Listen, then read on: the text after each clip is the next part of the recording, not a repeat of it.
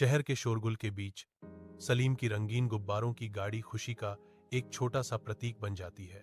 सलीम की मुस्कान गर्मी बिखेरती है क्योंकि वह गुब्बारे बेचता है।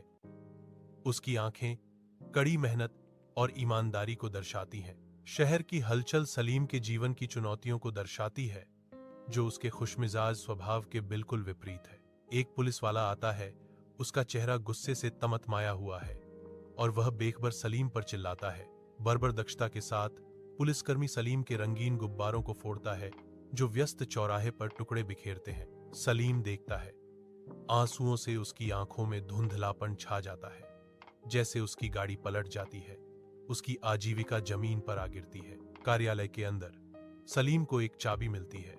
उसके हाथ प्रत्याशा और कृतज्ञता से कांप रहे हैं। चाबी को देखते ही उसकी आंखों में आंसू आ जाते हैं, जो नई उम्मीद और अवसर का प्रतीक है। धन्यवाद, आपका बहुत बहुत धन्यवाद, सलीम चिल्लाता है। उसकी आवाज भावना और हार्दिक प्रशंसा से भरी हुई है।